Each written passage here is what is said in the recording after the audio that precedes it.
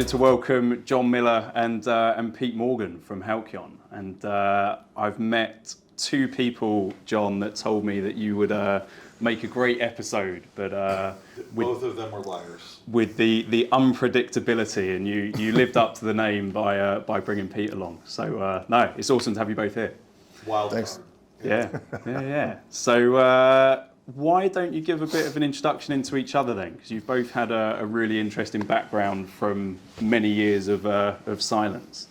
Yeah, I mean, even before Cylance, right? So Pete and I started working together 15, 18 years ago, along with my co-founder Ryan at a company called Halcyon, where we, started to specialize ourselves in doing essentially like a deeper level technical consulting, where instead of being the guys that come out and like run a scanner and give you a report, we started doing reverse engineering, and that naturally led into product security. And Pete was at a company called Modisana, which I don't know if everyone remembers Modisana. Yeah, this is dating ourselves a little bit. Yeah, but, if you've been in the industry for a couple decades, they were one of the most premier kind of boutique consultancies that was out there, where the technical level was through the charts. And so Pete joined us and helped build the team, right? He's a reverse engineer himself. He's found more vulnerabilities over the last 15 years than I could even keep track of. It's a lot of fun. Yeah. You said something about the medical device. Oh, yeah. Security as well. Yeah, that one kind of was the one kind of caught the news. The weird part was, like, we were working on, Ryan and I were looking at something, ended up like looking at this medical device we bought off eBay and took it apart, and then found that you could remotely influence the firmware. I love that. So Pete was calling morgues, right? And being like, do you have pacemakers that came out of bodies that you'll ship to me? Yeah. Yeah, a lot of them. Did they clean them first? Yes. They also God did for not that. love that phone call. That was not like something they were, definitely had like a script to respond to. I got yelled at a couple of times for sure, but we found some cool bugs in that, and then we like looked at a bike right after this. The pacemaker was comparatively easy. The bike was super hard. Yeah, well, the weird thing too with the pacemaker, and I mean that whole genre of research that you got into, is for the impact of what it was, it never really got the press around it, because you pulled so much of the press back from fear of scaring people, which I thought was really, really rare, where normally in this industry, if you have a vulnerability, the whole point is, you go out, you make a bunch of PR about it, you go out and talk. And Pete went, I mean, there were, I don't know, maybe one or two stories on it, not a lot. Yeah. But Pete went directly to the manufacturers and just figured out how to solve the problem. It was really, I think that at the time, like, your interaction with that, like the medical device community, and don't get me wrong, they had all sorts of technical challenges, but the fact that they were willing to engage and take it seriously was a super positive thing for me. What was their reception when you first reached out to them? A quick one here from Oliver, one of the co-founders of Asperon Search. Our CyberBytes podcast showcases the security ecosystem's most exciting companies, but we do much more. Our talent solutions give security vendors the competitive advantage by building high-performing go-to-market and technical teams globally. If you're looking for your next role or need to hire the best talent in this competitive market, then reach out to us directly via our info@email in the show notes. Let's get back to it. So that one was fairly unique in that it took a couple years. Like, I had to be really patient with that, because it took a couple years for them to kind of like not just wrap their head around the bugs, but then kind of respond and figure out what they were going to do about it. And like, it's not, that's not a situation you can just patch. Like your iPhone gets an update overnight, right? Like, these are hardware implantable devices that might require surgery. Yeah, and the problem,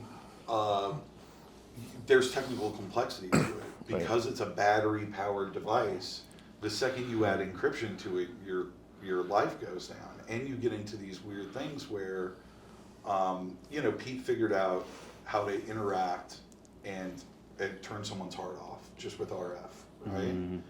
And the problem was, the immediate solution to anyone would be, let's just turn that off, and then the threat vector goes away.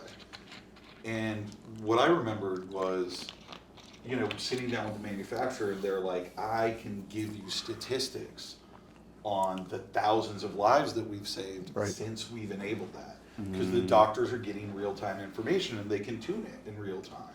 And so, you get into this bigger order problem where it's, is it worth fixing the vulnerability when you know that fixing the vulnerability will kill people? Yeah. In order to protect the theoretical vulnerability that Pete could kill somebody, but luckily Pete doesn't kill people. He's too nice of a guy. So that was one where it's like, there's not just a slam dunk easy kind of like yell at the vendor, you got to fix this. Yeah, you because did that job. there's complexity to, the average person that has one of these things is 70 plus years old. Their understanding of tech and like what vulnerabilities might be is a whole different universe. So it's kind of a fairly unique one from the archives, I guess. What was the result of it then? They fixed it. Yeah. Yeah, it just took a while. And then, so they did have to do surgery to replace every single device? They're able to mitigate the issue through firmware update. Yeah. It's just to push a firmware update on a medical device like that, you go through FDA approval, you go through pre-market guidance. There's a whole series of things. You can't just push a button and say release this, right? It takes a long time. How many hours of effort, and this is weird because I don't know the answer to this, how many hours of effort did you spend researching the vulnerability? And then how many hours of effort did you spend working with manufacturers to fix it? Oh, wow. Yeah, I never really thought about it that way. It was fairly quick to find once you kind of got in. I mean, you buy some devices off eBay, take them apart, and reverse engineer it. I want to say something like, I don't know, maybe like 80 to 100 and then thousands. I had a feeling thousands was going to be the answer for the second part of that. It was a lot. So the rule there is the tech is easier than the business side. Yeah, there's elements where you're like, the coolness of the bug should be outweighed by other things, right? And that's, I was happy they fixed it. It took a long time, but like having a result like that is pretty cool. Yeah, awesome. And the whole healthcare space ties in really well to your story with Halcyon. The fact that people are dying in ransomware attacks in hospitals, right? Did you say it was averages out as one death a day? So one death a month right now is what researchers from the University of Minnesota have proved by going through Medicare data. So they've proved over the last 5 years that on average we've had one attributable death per month to a ransomware attack just from the data set of Medicare insured people. So you would imagine that it's more than that. Significantly bigger. Yeah, and it's sometimes it's really direct. A life-saving machine isn't available or goes down, but it's the second and third order kind of issues that are scaling it, right? Where you're in an ambulance and you've got to go to the nearest hospital, and they call ahead and they say, "Don't come here, we're down." Yeah. People dying in transport. Can't make an appointment. Your appointments get pushed back. You miss. Well, you're in a hospital. Yeah. You're in a hospital. You need surgery. They can't do the surgery, right? So then they have to figure out how to transport you out. And there'll be a ton more unquantifiable deaths just from delayed treatment, delayed appointments, undiagnosed. Yeah. And this is something that we've never seen in cyber before, right? Like there's been data theft. There's been PII leaked, right? Like even, light financial crime, but now, the fact that people are dying over this and nobody's really aggressively stepping in to stop it is very worrisome. So I guess it's similar to like the OT and industrial security space, where it's like the problem is more than just data or financial. It's risk to life. Yeah, absolutely. I mean, there are so many core kind of manufacturing companies that, a single company coming down can affect, things like worldwide food production, right? As well as, utilities and the more kind of transparent things when you think of control systems. And so how are you guys positioning it to tackle it? Because you've just had a pretty impressive 40 mil raise. So what? Actually, that 40 million was just from Bain Capital. So the total round was a little over 50. Yeah, awesome. So what's setting you apart in the ransomware space? I think the fact that, we're kind of the first and only company to take ransomware head on, right? When we started the company, you normally go out and pick a specific technological problem, right? And then you architect around it. What we did with Halcyon, and this sounds a little crazy or obvious, was it was the first time somebody picked a specific attacker group. And we like to call it attacker-led growth, right? Instead of saying I'm a competitor to this company or that company, and because of that I need to have not just the same features as them but more. We focused on how can we come in a complementary state and bring just net new features that not only focus on protection, but because these threat actors are so sophisticated, recovery, right? Like true resilience. If everything fails, if you get ransomware, how can you have a partner that can recover you in a period of time where it doesn't create a catastrophic failure to the business? So take healthcare, take manufacturing.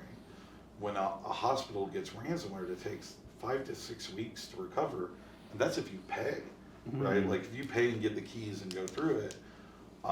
With Halcyon, you're looking at 15 minutes to an hour, right? Where it's still not ideal, but we've all gone through outages like that in the tech world, right? And it's unpleasant, but the CEO and board of directors aren't calling for your head when that happens, especially something with the severity of a ransomware attack. If you can be resilient truly against an attack like that, in a state where you never have to pay a ransom or communicate with the attackers, it seems to be what the industry is all about. Yeah, awesome. And has it all been plain sailing in the growth so far, or have there been some kind of sketchy moments that you've had to overcome? I mean, everything's gone perfectly, right? We've never had any bugs in the product. Every sales guy is just like crushing their quota, right? Sunshine and rainbows. Yeah, it's challenging, right? Like we're up against genuinely the largest, most sophisticated threat to ever come across these organizations, and their tooling and their capabilities are going through the roof, right? They're taking all sorts of new tactics and new technologies and applying them in a way where, as the first anti-ransomware company, it puts us essentially right on the razor's edge, right? Where you have to be a step or 2 steps ahead of them, and it's incredibly challenging to do when they're running this fast. I mean, it's kind of like having a competitive product company just as a criminal. Yeah. Like they have bug bounty programs in their software that's deployed. They have teams of people that are, these aren't a couple attackers in a basement, so to speak. These are professional organizations that are running professional software delivery processes, and you can feel that effect.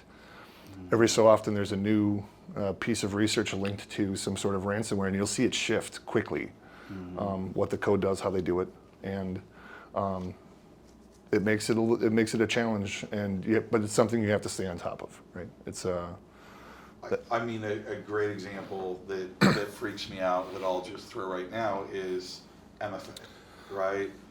MFA is fantastic. So many times you talk to a customer and they're like, we think we're covered, we have MFA.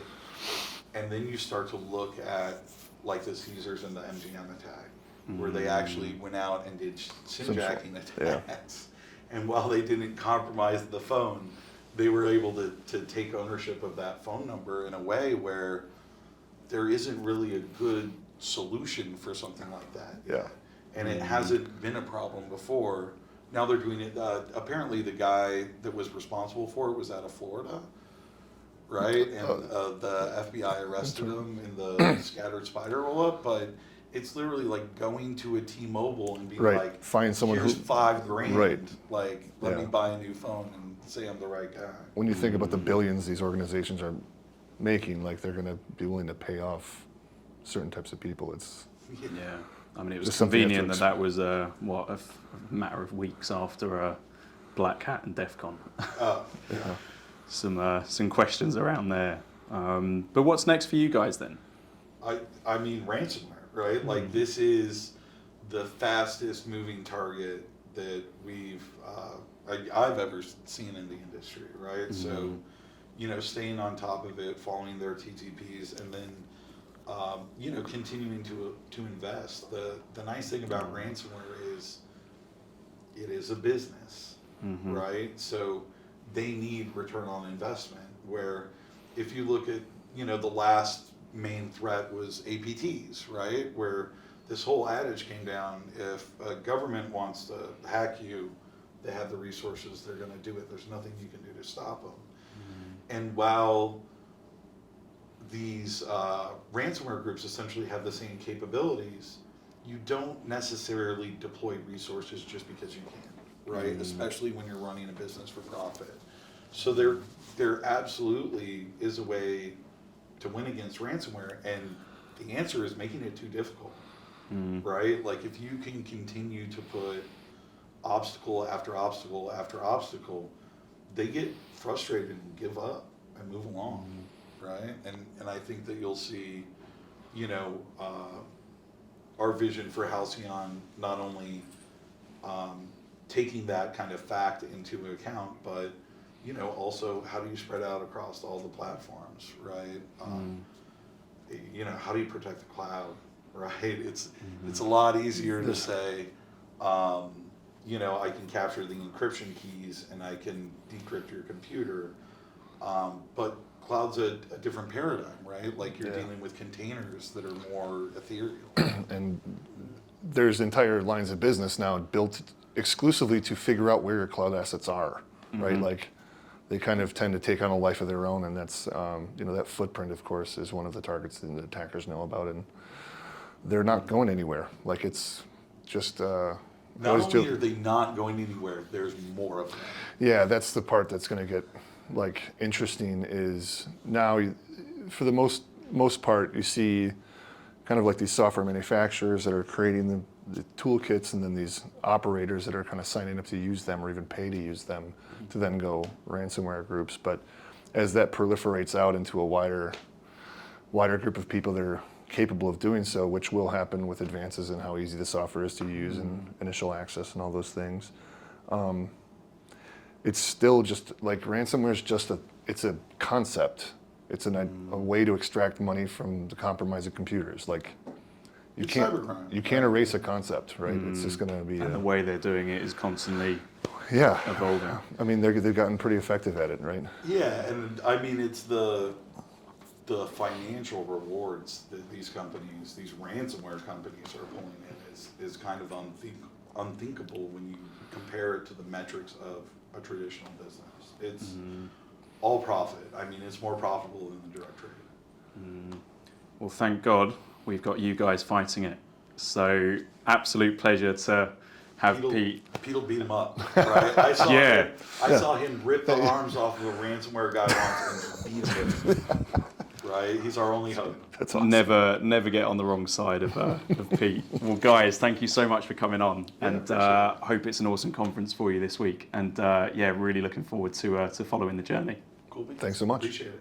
We hope you've enjoyed this latest episode of CyberBytes, the podcast. Please give it a thumbs up, subscribe, and tell your friends. If you want to explore being a guest, or how Aspiron Search can help you build high-performing security and go-to-market teams, then get in touch on LinkedIn or info@aspironsearch.com.